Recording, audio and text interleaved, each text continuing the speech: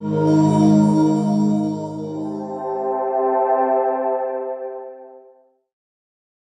nice to your database. Your database loves you. It wants to help.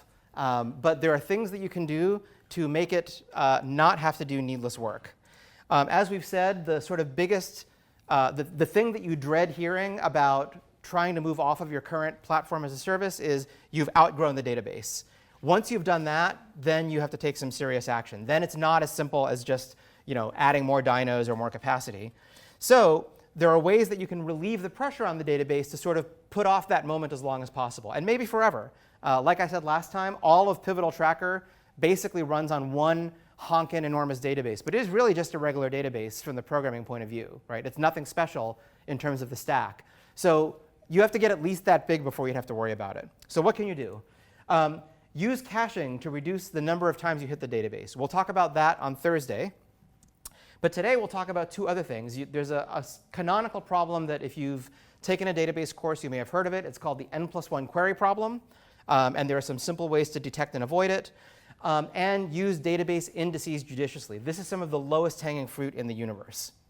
So let's take a look at the n+1 queries problem first and what that means. And basically it means that you're inadvertently doing n+1 queries when you have an association of has many and one thing owns n other things. So like a movie owning n reviews. What you meant to do was just get all the reviews associated with a movie. What you end up doing is n separate queries to get each one. So I will show a code example. OK, so what's happening in this code? So the intent here is I'm going to what did I do here? OK, I remember. So this is back to the moviegoer example where there's a relationship between movies and moviegoers. And in particular, given a moviegoer, you can find out all the movies that they have reviewed. So we're going to say that they're a fan. So we're going to find a bunch of fans, all of the fans in some certain zip code. And we'll come back in a moment to why actually even that line could be improved. But for now, don't worry about it. So we have a bunch of fans. Each fan's a moviegoer. Because there's a has-many relationship, in my view, I can say for each fan, look at all the movies for that fan, and then print out something interesting about them. And this is sort of the textbook example of the n+1 query problem, because the problem is that as I go into this loop in my view, fans is already an enumerable collection of the moviegoers. No problem there. But now, every time I say fan.movies, then for each one of those moviegoers, I'm now doing another entirely separate database query, right? So if you think about it, at the moment that I was getting all the fans, I already know how I'm going to use that information. In particular, I know that I'm going to dereference each fan and ask which movies have been reviewed by that person. So it would be nicer if essentially at the same moment that I'm retrieving all the fans, during that same database query, I would like to also retrieve the associated movies that go with them. If I could do that, then by the time I get into this loop, essentially this stuff will all be in memory rather than triggering additional database queries. Right? So the reason it's called the n+1 query problem is up there, line 4, that's the one query I'm doing to get the fans. But now for each of those fans, for the n fans, I'm doing another query to get the movies associated with them, even though I knew from the beginning that that's what I was going to do. I knew I was going to use that information. So the fix for this, most frameworks have some way to fix this. If you were writing a raw database app where you were doing your own SQL queries, you would basically do a multi-table join in line 4 to bring in all of the related information at once. In Rails, you can do that by telling active record when it does, here's the revised version of the query. Now, at the end of the query, I'm going to say includes movies. What does this mean? This is a hint to active record that even though the query is on the moviegoer table, one of the things that I'm going to do with the result is eventually I'm going to dereference the movies associated with each one. So if in database parlance, this will actually cause the join with the movies table to happen, and all in one query, you'll get back the entire big blob of stuff. And the moment you start traversing it, you will have everything already in memory, and it will not generate any additional queries. So what's the moral of the story here? This is a story whose moral we have seen before. The idea that in line 4, we get some fans, and in lines 8 and 9, we're trying to dereference the movies for each fan. That is a leaky abstraction, right?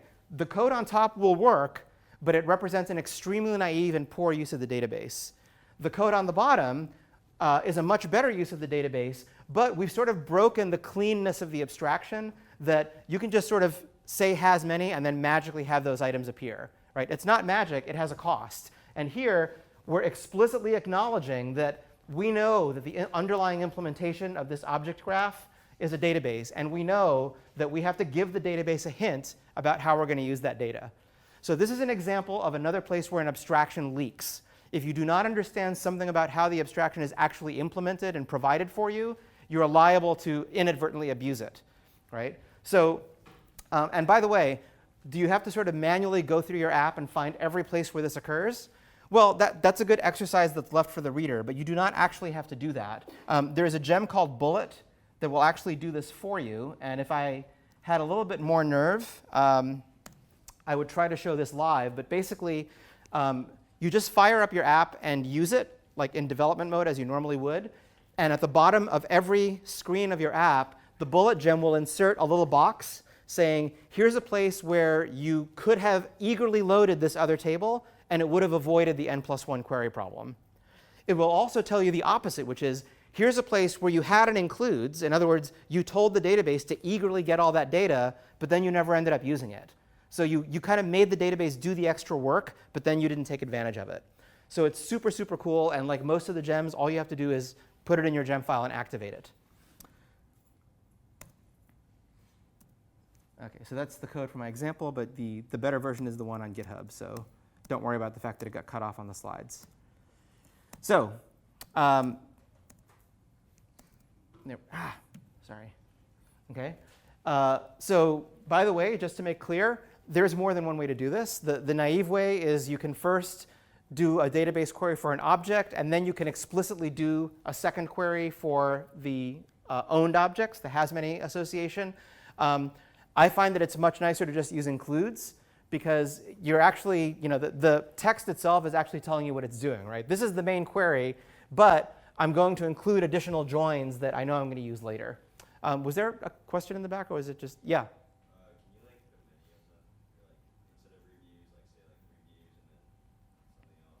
Yeah, so the question is, can you have basically more than one includes, so that if you have a traversing multiple associations kind of a thing? Yeah, so and you can actually do a lot more than that. If you look at the active record associations documentation, includes is just one example of a thing you can put here. You can also, for example, do a query that's conditioned on a join, and the where clause makes references to the other table. So for example, suppose I wanted to say, not just for every movie I want to eager load the reviews, but furthermore, I only want them in the case where the average review score is greater than some number. In my single query, I can also say joins reviews, and then I can have a where clause that refers to something about the reviews table associated with each movie. And it will construct the correct single query to do all that filtering for you. So basically, in almost any situation where you have two tables that are related in some way, and you want to do a query that is going to either pull in and use information from the multiple tables or wants to be conditioned on any aspect of the multiple tables, there is some active record query loading construct that will help you do it. You should never, ever end up having to write like any SQL queries to do this. Some of them are a little hard to get your head around, but they all work. OK, so that's one of two classic types of abuses that you can avoid is n+1 queries. Deploy the Bullet gem, run your app. The first time you run it, you're probably going to get hits all over the place. A related thing that you can do, and maybe even easier, is indices. So when you tell the database something like, find me all movies where the rating is a particular value, the naive way that would be implemented is it has to actually scan the entire table of movies and look for matches. It would be a lot better if there was basically an index, or essentially a reverse hash, that would allow it to find any, in sort of O of one time, identify all the rows where the rating matches a particular value. So it's basically, internally with databases, it's implemented in a way that's similar to a hash table. So the basic rule is whenever you have a where clause and you're going to condition the query on some particular column, heaven help you if you don't have an index on that column, because the alternative for the database is it now has to do a complete scan of that table and look for matches. which means that the longer that table gets, the longer that query is going to take. Once again, a leaky abstraction, right? Ideally, we would just like to say, whenever we say where rating equals PG, we'll just get them back. But if you don't have an index on the rating and the movies table gets larger and larger, all of a sudden, with no changes to your code, that query will start running more and more slowly, and you won't know why. It's an even bigger win if the attribute is unique valued. So for example, if you've already set a validation on one of your, let's say on your user model, where only one user is allowed to have a particular email address. So you're guaranteeing that you'll never create multiple users with the same email, or whatever else you want. If the attribute's unique value, you can actually tell the database that. You can give a hint to the index builder saying, I promise that if I say rating equals PG, there is at most one movie that will match. Then you can build a really hyper-efficient reverse index to do that. So if indices are so great, why not just index every column? Like, why doesn't the database sort of do this automatically, and then you wouldn't have to think about it?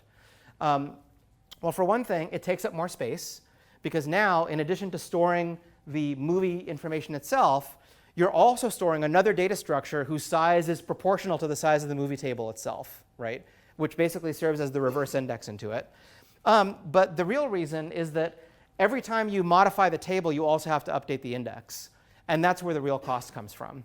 So if I've got a model that has 10 columns, and there's an index on every one of those columns, when I add or modify any row of that table, there's 10 indices that have to be updated to go along with the updating of that one database row.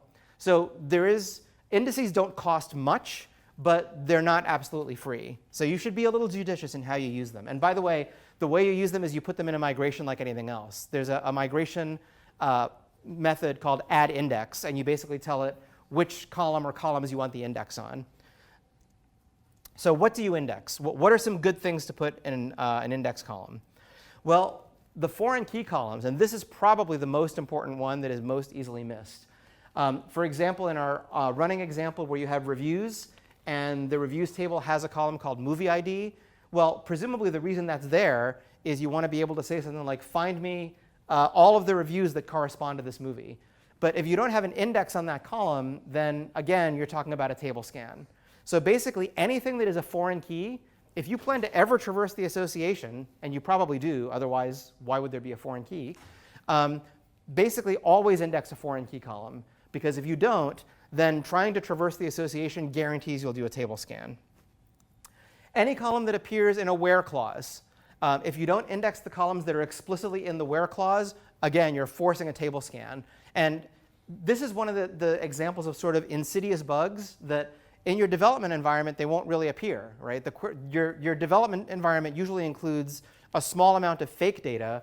So database queries that get slow because the tables get big are just never going to show up as a problem. Happily, the bullet gem, I believe, will find index problems for you. And there's another one whose name I forget, but it's coming up in another slide, that does the same thing. It basically looks for queries that would have run faster if you had had an index. Columns that you sort on. If you're ever doing an order by, or if you're trying to get sorted results out of the database, having an index on the sortable column will speed things up. And at least as of last year, there was a gem called luldba for database administrator. I don't know if this gem is still around, because gems turn over fast. But if this is not the one, search GitHub or Google, because there's a lot of gems that solve this problem.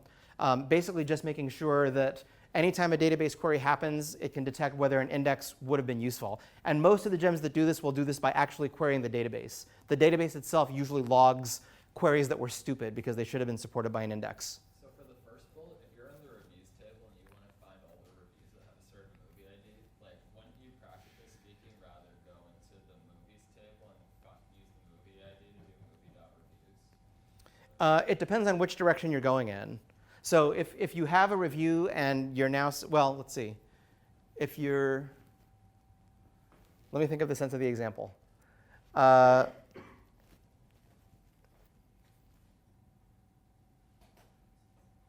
no, I think the explanation was right. If you have a movie and the question is, show me all of the reviews corresponding to this movie, the only way to do that is to find the table or the rows in the reviews table that have a particular value of movie ID. Why not just go into the movies table and using the movie ID, do movie ID dot, like the dot reviews for that? That's exactly what I am doing. So if I have a movie and I say movie.reviews, the query that corresponds to that is in the reviews table, all reviews whose movie ID field has the value for that movie's. Oh, I see. See what I'm saying? Oh, right. Right? So basically, so again, if you don't have an index on the movie ID field, there's no option other than to sort of scan everything in the table. Yeah, So I that, forgot how the keys like actually work on these. yeah, so by the way, that's the kind of thing that, I don't know, makes this a good exam question. Just saying. Anyway, okay. So where are we at? So if you do this, how much does it help? We actually did some benchmarks very much along the lines of rotten potatoes.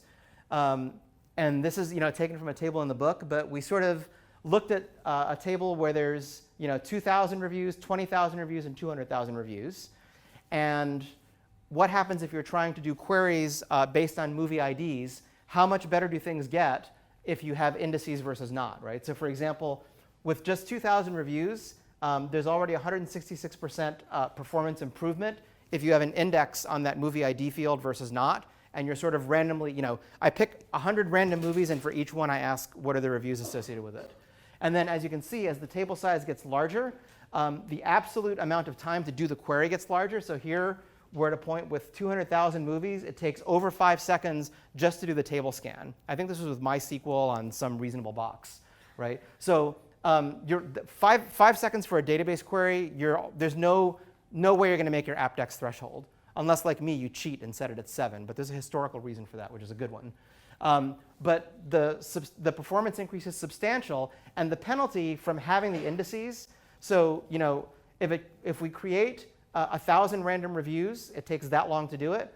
If we create 1,000 random reviews in a version of the reviews table where every single column has an index, it's only 17% slower.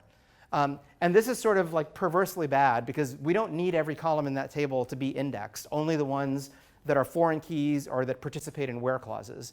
But the message here is the relative performance penalty of an index is not that large, and you can always delete an index later. So err on the side of having things indexed if you're not sure, because the penalty of not having them is awful and you don't have to tolerate it.